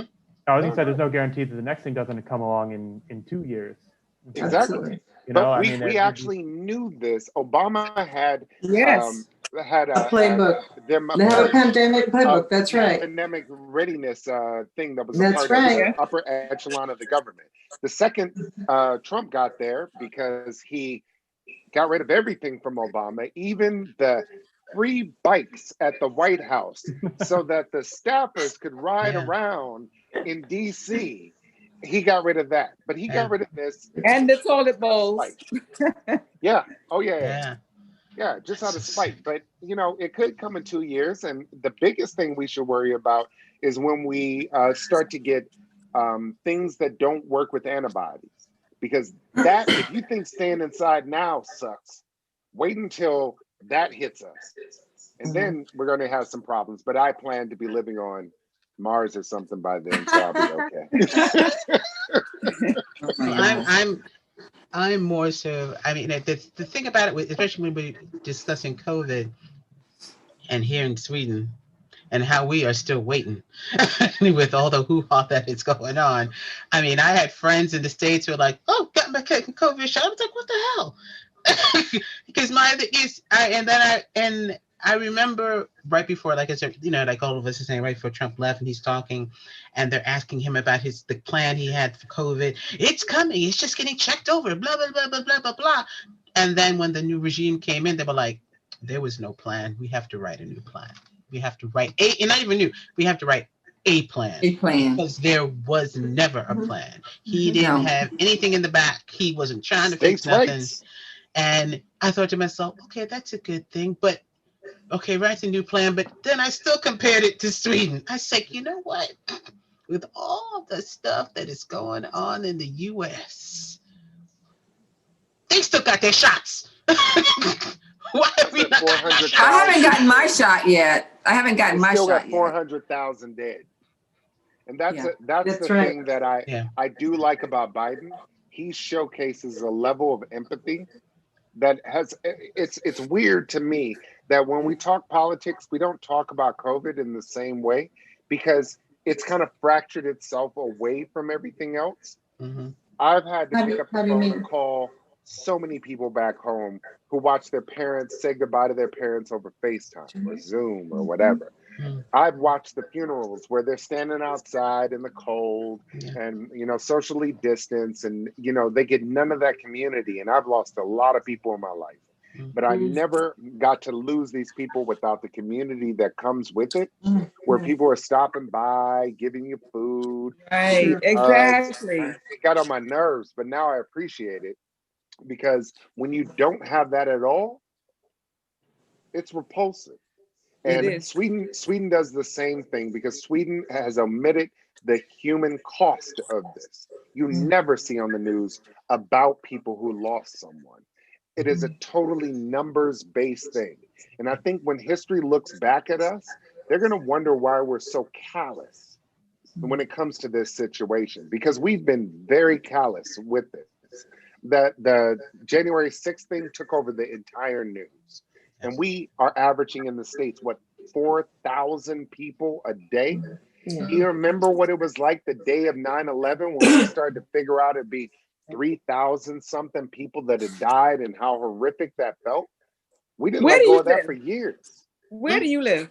He's in Sweden. I live in Sweden. Oh, you live, okay. Yeah, I've been here for 17 years. I moved from Harlem to here. Okay. Well, I'm probably the only one on this platform who has grave reservations about this so-called vaccine. I have been following Gary Null for the better part of 30 years or so, and he has helped me exponentially health-wise, and he's worked with a lot of celebrities. He has books. He has his own Paradise Protocols books. He has so much information. He does scientific peer-reviewed studies and work. What they are doing with this vaccine is a sin and a shame. How they're promoting it, and like the public is following along like lemmings. I'm like, what? No one's doing the research. You have a groundswell of 1,000+ doctors who are signing this petition because the research is flawed. So that's all I'm going to say, and watch for everything to come to the fore. He's never been wrong yet. And Gary Null, PPS is to hire Gary Null to rake in millions of dollars with his health protocols and his thinking, all of that. But pharmaceutical got mad and said, kick him off, or we're going to pull out of 13. He's off the air. But he has a radio station, WBAI. He's international now. I mean, he has such a groundswell of people who want to know what is going on. So that's all I'm going to say on it. Everybody else do this, so No, my response to that is like every single person that has been against a vaccine that I've ever talked to tend to talk from a standpoint of an individual country. Now, I grew up DC area. I was walking past Howard talking to those former Black Panthers. I grew up around them, civil rights leaders, all that kind of stuff. There is a difference when there's a effort to potentially push towards a specific group of people within a country. There is no such a thing. And anybody you lived in DC, didn't you? And you lived in the DC area, right? Yes. And there is no such a thing as a secret in the DC area. I've seen CIA people sit there and say all kinds of crazy stuff about the president. And, I've seen FBI agents, yeah, we were there, and, blah, blah, blah. And George H.W. Bush was doing this. They say it over the thing. There is no way that there is a global conspiracy that would in any way, shape, or form make this work. And I have grown up, because I grew up Seventh-day Adventist. And so a lot of Seventh-day Adventists end up being doctors and scientists. And so I have an abnormal amount of people that I grew up with that I trust their intelligence to the thing. But what they've always been since we were kids are very curious people. Very curious people do not have an ideology behind it. They're just following the trail, and sometimes it's annoying, but there is no way that you can trick these type of curious people to a global conspiracy. We're beyond global conspiracies at this point in time. Everything comes out within 2-3 years in the 60s and 70s. But in this one, you're going to tell me that Iran is working with the US and North and South Korea, along with Uganda, and everybody just sitting at a table like, look, what are we going to do? and that's what it is at the end of the day. And those of us who are over here in Sweden, we're getting the same exact shot as all these white people over here. So we'll be all right. I'm taking the vaccine. And they want you as a Black person, especially someone who's in the age range that it could take you out, is to be distrustful. We have a right as Black Americans to be distrustful. I respect your right to be distrustful. But if you allow this to be the reason why it takes your life, then they won. I have a terrible immune system.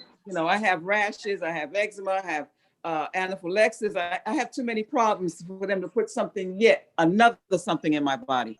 So that's why I am very concerned for myself. But again, as I said, the information is there, and that's what I'm following.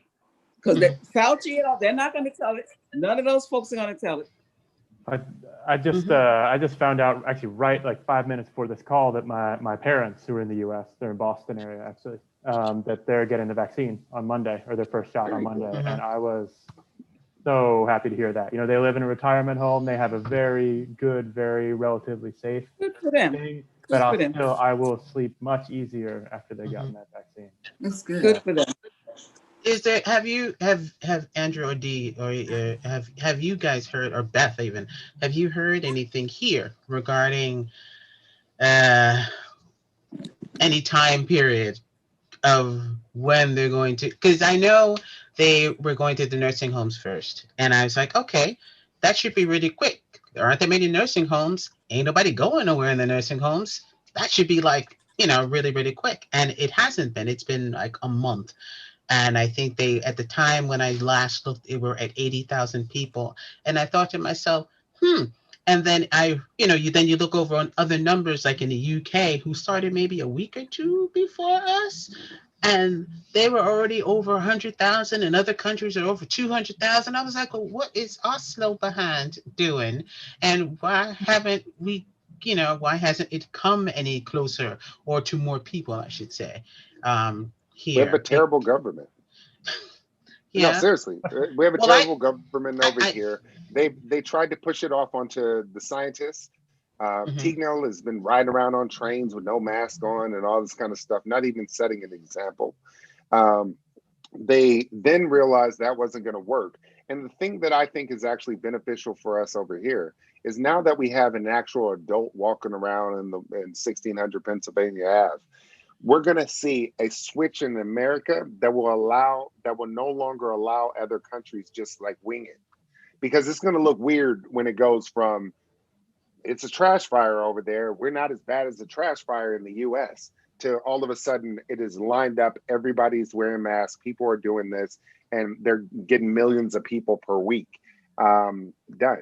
And so I think what it'll eventually turn in is the prime minister will be ousted from this, because they're the social democrats.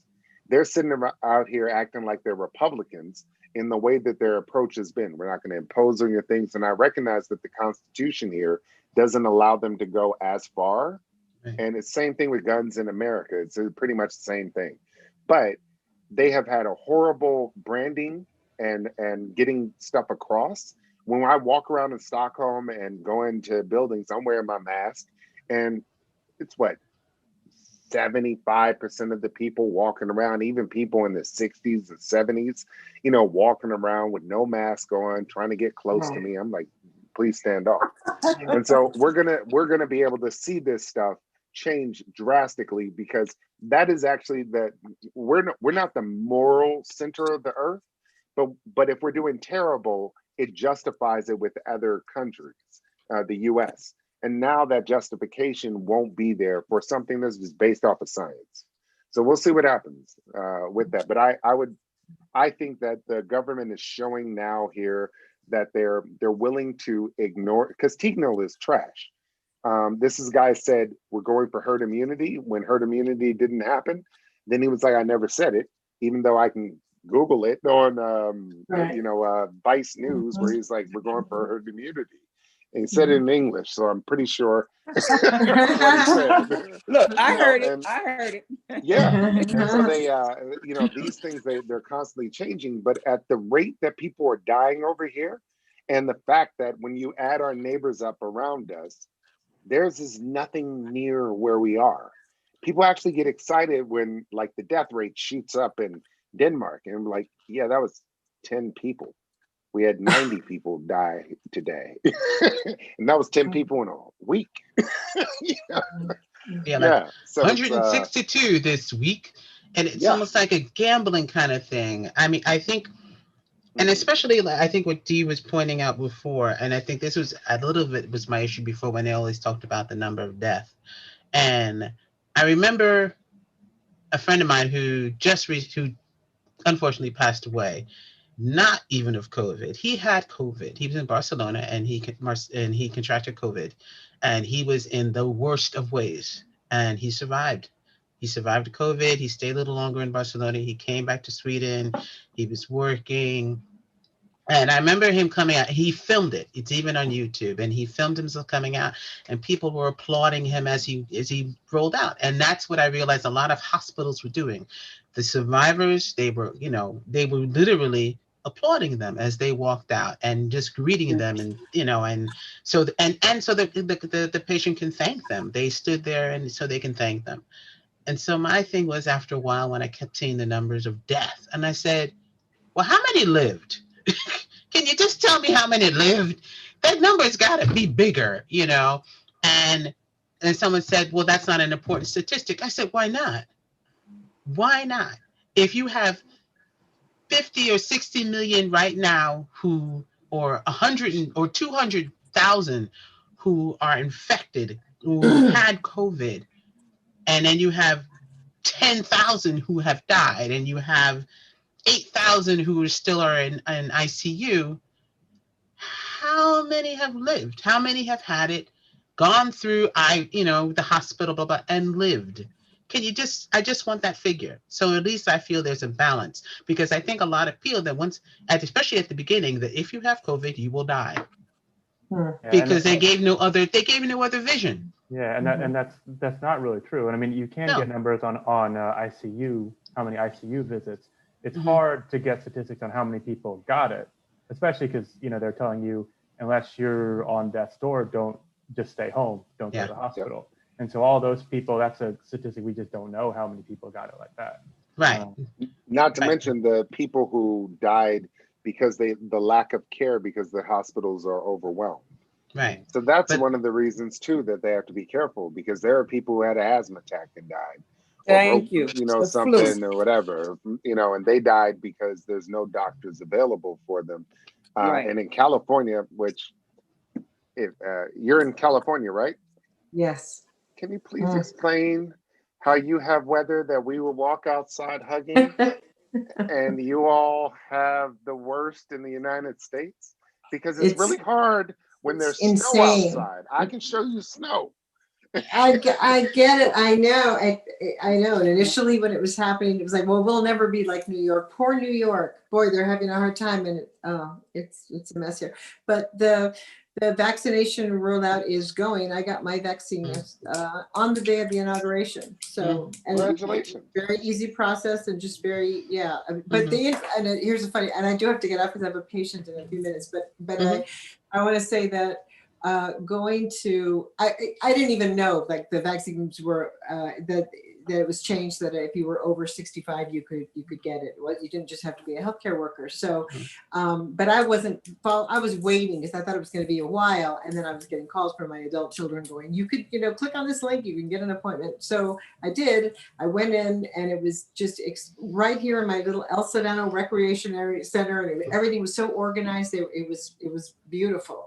And I went in, and there was like maybe 3 people. That was the line. And but then this woman came out and said, she came rushing towards me, and she this kind of like little white woman, very feisty though. And she said, get out of line, they're out of vaccines, And I'm like, what are you talking about? She said, yeah, they refused to give one to me because they didn't have an appointment. And I said, okay, Karen. Okay, so she's like, this is ridiculous. I came up and I said, and they said, you don't have an appointment. She goes, well, do you have an appointment? I go, yeah, dude, that's kind of how it's done. You get an appointment and you show up. She's like, but I explained to them, I tried to get an appointment and they were filled. And she just stood there for 5 minutes going, I don't understand what's happening here.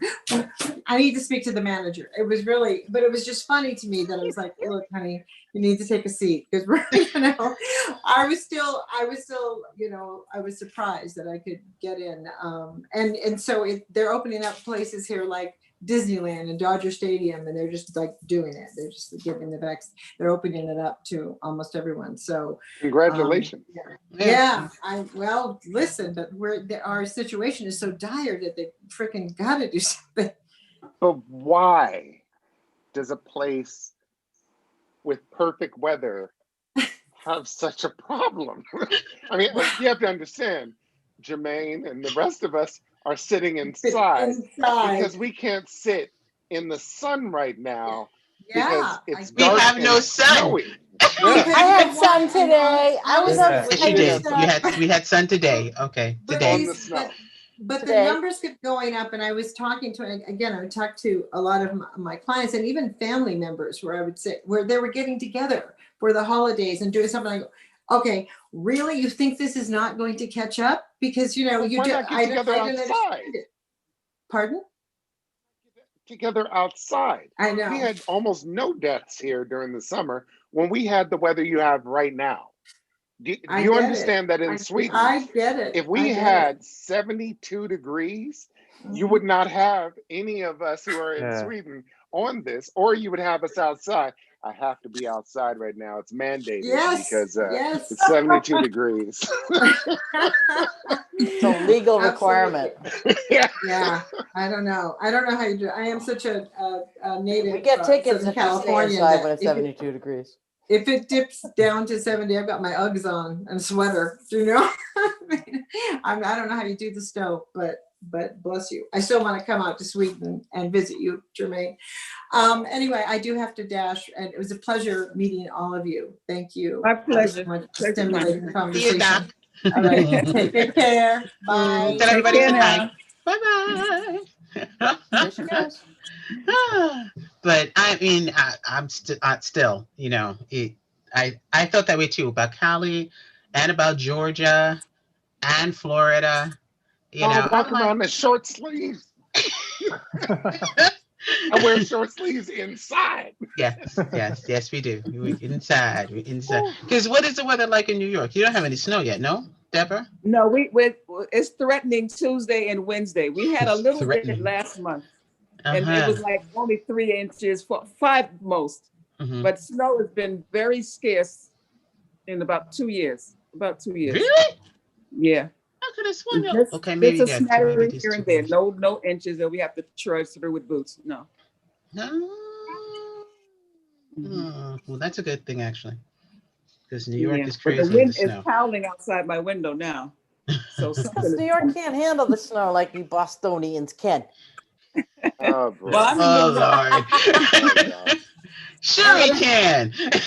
No, but it's a little bit like, Stockholm. I was amazed when I first got here, and it like snowed for 36 hours. And you looked outside, and it was Wow. like this much snow, and you're like, you can blow that away, like this, and it blows away. Yeah. Whereas Boston, I'll go to bed if I go to bed at 11 o'clock and it's snowing, there's, this much on the ground in the morning, and the plows are gone through the night.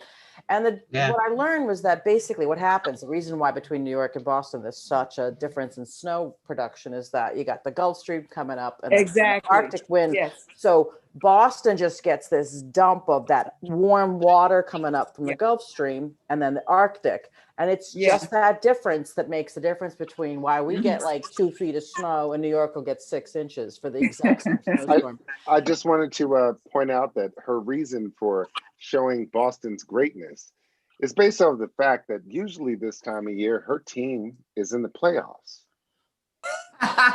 All Dude, right. go on and try. I have been a Boston fan since the 80s, and the only one doing anything in Boston in the 80s were the Celtics, and that was it. And I'm a Boston fan, so the Patriots sucked, the Red Sox sucked, the Bruins sucked. I didn't care. I'm from Boston. We love our teams. Now that they got great, well, that was easy. Thank you. It's easier to be like proud of a team that doesn't suck than when it does suck.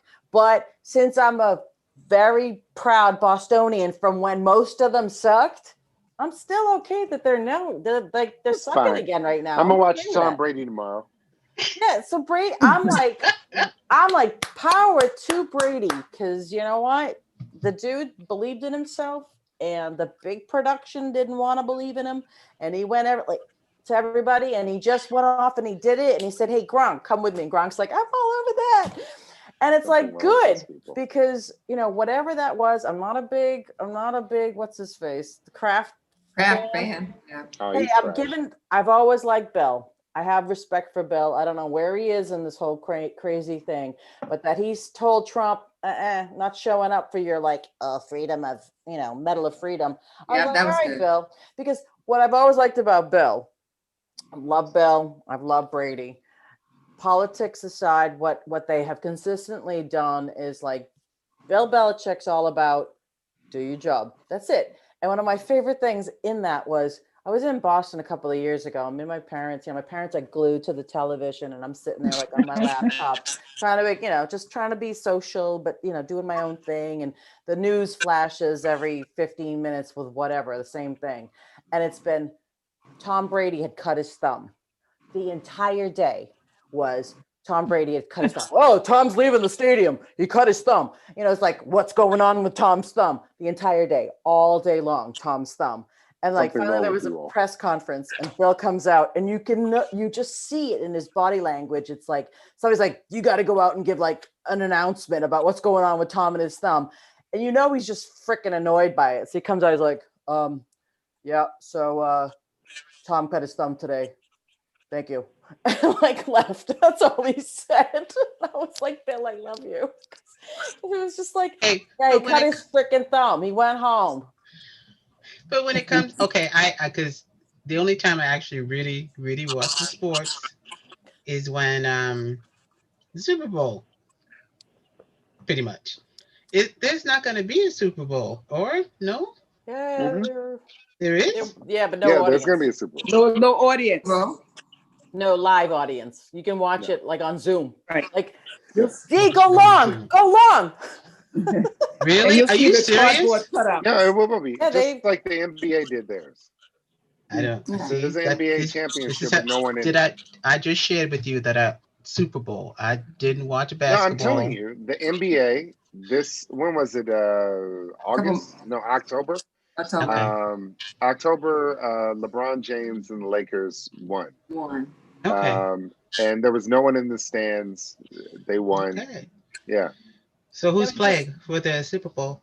they're we're in the, We not don't know there yet. yet. we're not We're there. not there yet. Yeah. But Boston is not in the Super Didn't Bowl. even make the didn't Okay. for the first time in I don't know 10 20 years whatever it's been, like Okay. weren't the AFC champs. Nope, there was definitely no glory in Boston, not this year, not for the Patriots. And one Yeah. glorious question: how are you people going to feel about traveling in the next 6 to 8 months? I Or am praying will for any of you be traveling sooner than that? well, my niece is getting married in Italy here from Sweden. Wow. In the end of April, and she had to Okay. like put in the numbers. They had already postponed it once, and actually, she and her husband to be and my sister-in-law, most of them have had COVID now as well. So they were like, "Well, we could put it off again, and still not know when, or we can just have it, and those who come." So it was kind of like, what are you going to do? Either you come or you don't come. And that was to every guest. Mhm. So I did, not knowing and still hoping that we're going to have got the vaccine by then, which may not happen. I said, look, I'll we'll come. And if we don't come, we'll still pay for everything. But I would have included this trip in being more of a sightseeing trip. But now we're going to, get a ride to Arlanda. We're going to get a plane into Milan. I'm going to get in a rental car and drive to a boat launch where we're going to go out to a little island in a lake. And we're going to be at that little island with just the guests. And then we're going to get back on the launch, and I'm going to get back in a rental car, and I'm going to get back on a plane, the direct flight to Arlanda. So while it's still travel, so I'm not trying to remove or reduce the responsibility on that sense. We're doing nothing else. We're going to go to a private function. It just happens to be in Italy. And if it's still crazy, I said it with a disclaimer of, I can't promise you we're actually going to get on the plane. But again, I'll pay for anything that we would have had to pay for. You were there. Yeah. So we might be empty seats, but we'll pay. We'll it's my That's niece. very so gracious of you, because I've seen a lot of court shows when that same scenario worked out and Judge Judy said, look, you got to pay. Yeah. I mean, it was You gotta like, pay. either we say no and no, if it hadn't been our niece, I would have said just no, period. But with the several months, with 4 months at the time, I had to make the decision, and the reports being that there should be an available vaccine for us, like, because Sweden had said, and if we're going to ever be there, I don't know, that by summer they had said that everybody in Sweden who wants to be vaccinated should be able to be vaccinated. I was kind of hoping on they would start the rollout, and maybe, the kids can't get vaccinated anyway because they're all under, there's Mhm. 6, well, no, one might be able to. So that's the only thing I've actually booked, and I still have a tinge of guilt having done that, but I do accept that I might just cancel it if things go crazy and stay bad. I'm going to just say, sorry, you can't go, and just take that hit. But I haven't been to the US in almost a year now, and my mother's 94 or going 94. And, it feels wrong to not have been over, but I'm hoping as well that we usually go in August with the kids, that by August, I haven't bought any tickets. I'm not going to buy any tickets until I know more. But my mother's been a little bit radicalized by Fox News, even though she hasn't actually watched Fox News since my father died in 2018, or actually since before. It's amazing how it's still in her. And I don't, that's a whole nother line of conversation to be had about Mm. what it actually means to be radicalized, because we associate radicalization with like fringe groups and these weirdos and all this other thing. And I think if we go back to where we started in this conversation about the Capitol, I think a lot of those people, not only that entitlement comes from entitlement, but it comes from a radicalization point where they really do believe that there's fraud and that there's deception and that there's the deep state and that Democrats have a pedophilic ring that are like serving pizza. I mean, they believe it. It's not just conversation. There's belief in that. And my mother's in a little bit of the same thing. Like she doesn't wanna, has said, and I don't know how sincere she is on this, that she will not take the vaccine for whatever reason. Mm. And she's in the medical field. So for her to be in this naysaying group just says to me, I don't know what's going on, but I need to get my butt over there and slap some sense into her. Oh, you'll see. You'll see when. Hopefully you'll get there. Hopefully this year will be the year that you guys can because she's, we are holding our breath every time. Like she's holed up and we all, my brothers got driven up from Florida to take care of her. And her caregiver is over 70 as well, is also terrified. So they don't leave the house. And so we're holding our breath because my mother for sure is dead if she gets it. She's just dead. There's no question. Like, will she survive? No, she's going to be dead.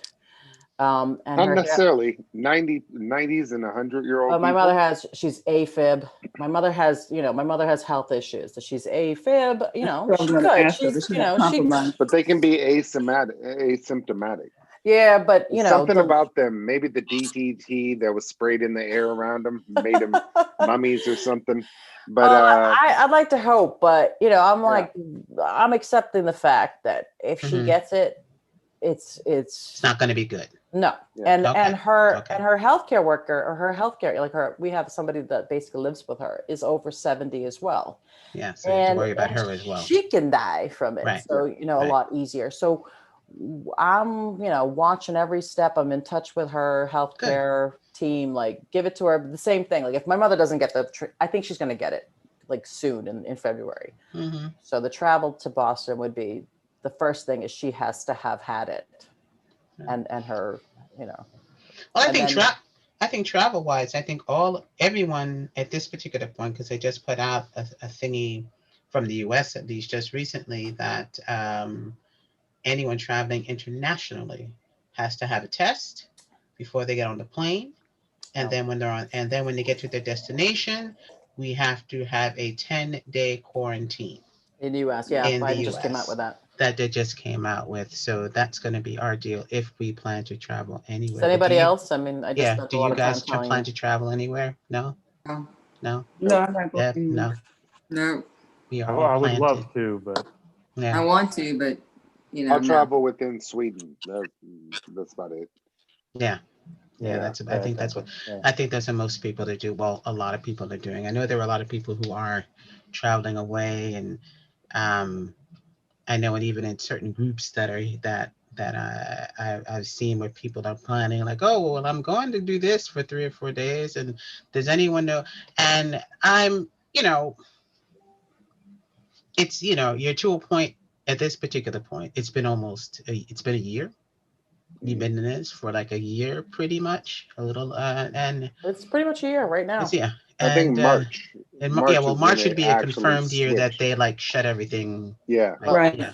I can say that I left, like I ran into COVID scenarios because it was already starting around this time last year. Right. We were leaving the Philippines this time or mid January. Right, because you were gone a while. I was gone a while. We came back on the 10th or 11th, and I had to still go back and get my mother and bring her home to Boston. Right. Mm-hmm. And I deliberated whether or not I should just have gotten back on the plane. My husband was like, don't even fly home with us. Just stay. Skip your ticket, stay, put your mother on a plane, fly over with her, and then come home from Boston, which is what I was going to have to do. But I decided not to. And Mhm. I flew out on February 2nd in the morning. And as I was checking in at Arlanda, there was an extra amount of time where I'm like, what's taking so long? They're like, well, you're flying via Hong Kong.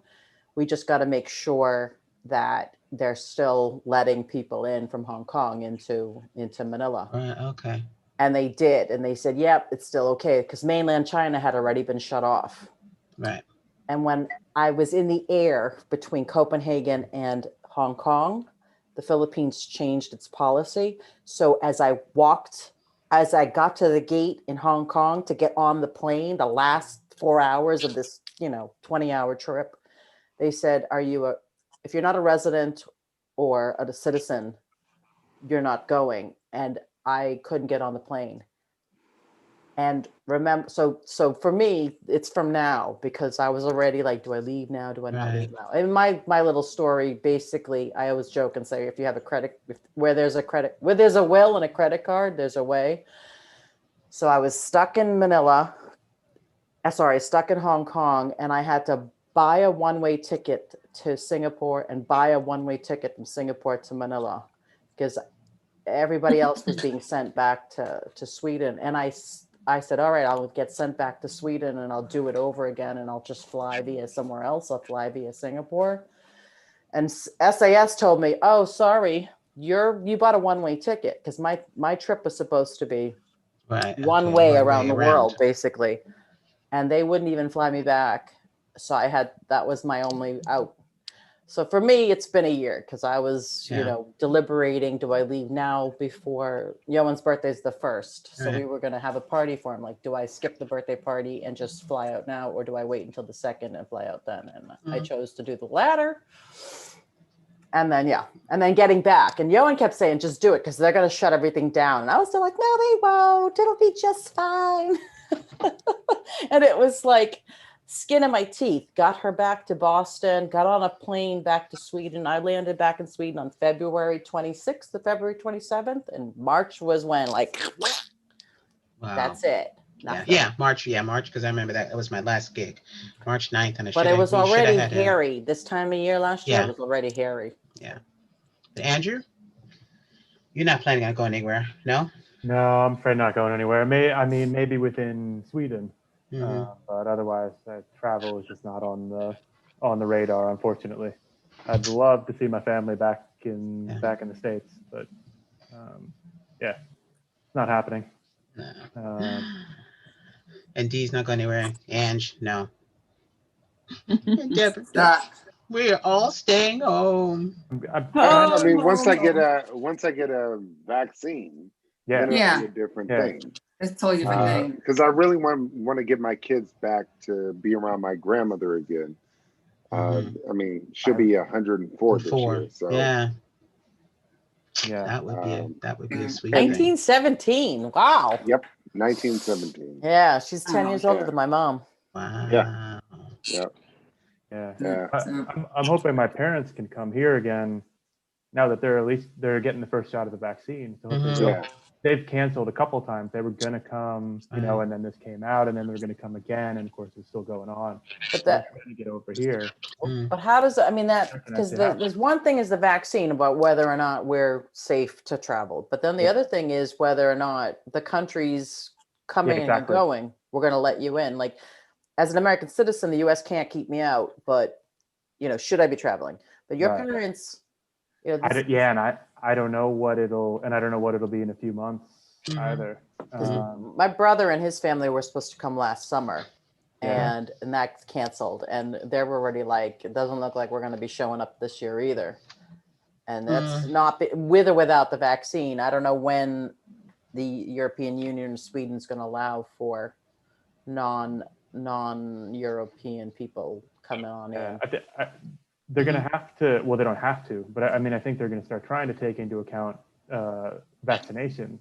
I would hope. A lot of incentive to get things, a lot of money. There's a lot of incentive to get things rolling again a little bit more. Ooh, good point, Andrew. So they can, where there's money, there's Absolutely. will. And Yeah. yeah, I mean, you got a really good point there that says, and that will encourage the people who are hesitant to get the vaccine to potentially be inspired. If they, hey, you want to go see Pisa, you know, Yeah. get your a vaccine and you can get on the plane. Go. Yeah. Or at least have a COVID test. Most of them most of the flights just want you to have a COVID test. So Yeah, but they're I not think that's even because they can't insist on anything else. right. But Right. but a COVID test doesn't guarantee you aren't gonna develop it, because even if you, some of the Yeah. Like cases it's 4 been within days. 36 hours or 48 hours, and some are even like within 24. But it's hard to get those tests back that fast. Mm-hmm.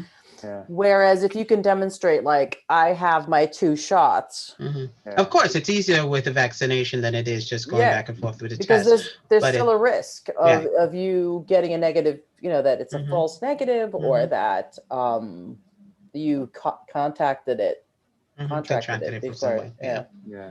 And Well, hopefully, within the next 6 months, there will be huge change, not only in the U.S. government, which has already begun, and we can all breathe a I slight remember sigh that of relief.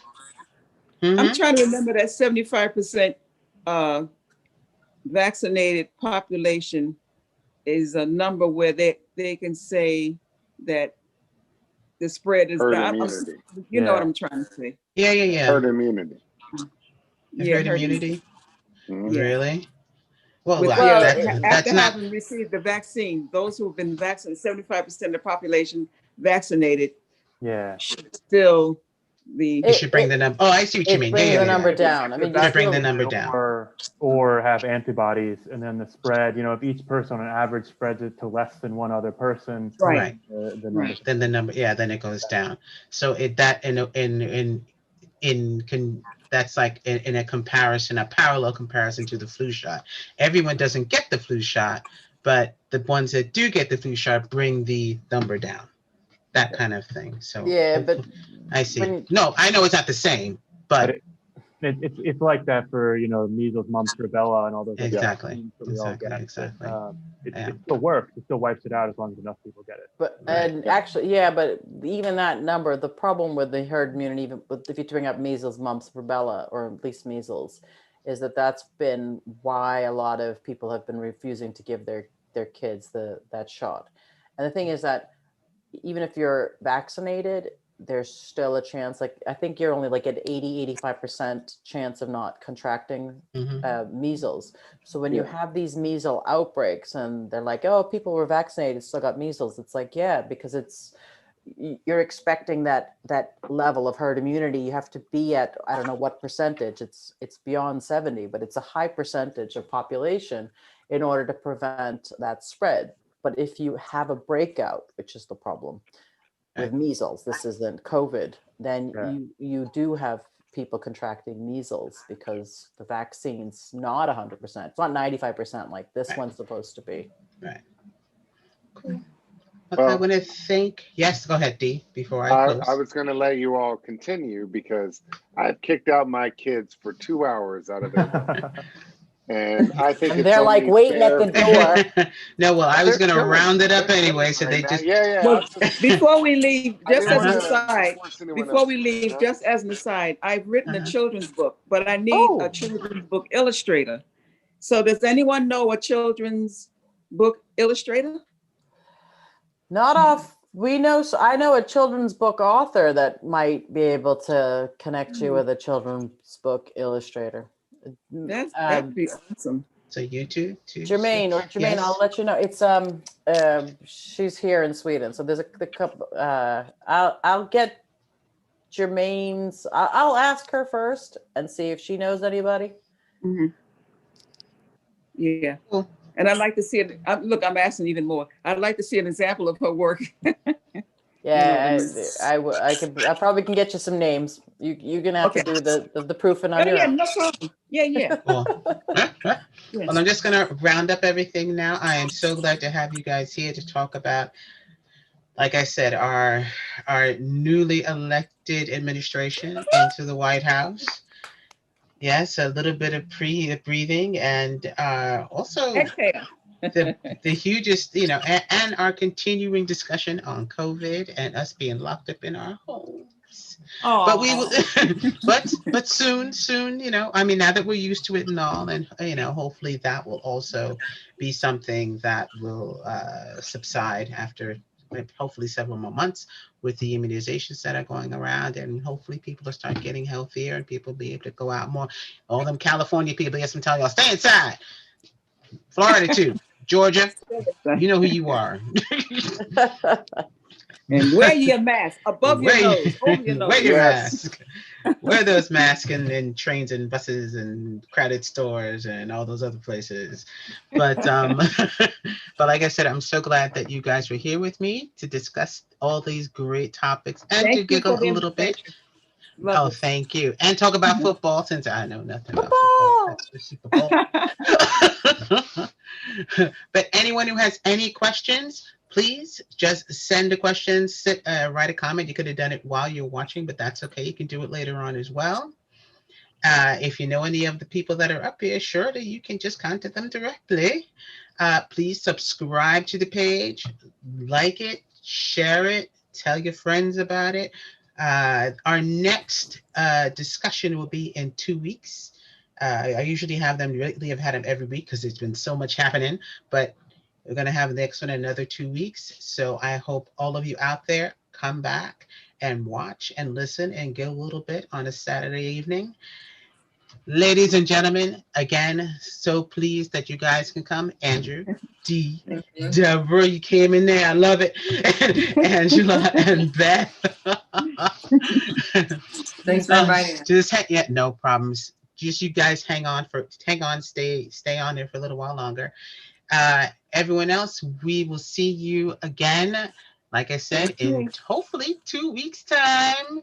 All right, just let me know. All right. But please take care of yourselves, and we are out, and we will see you soon. So take care. Soon. Take care. Bye. Bye. Y'all are crazy. Y'all are so crazy. All right, I'm glad you guys were here. Stop recording. Thank you. They're recording. I still said recording.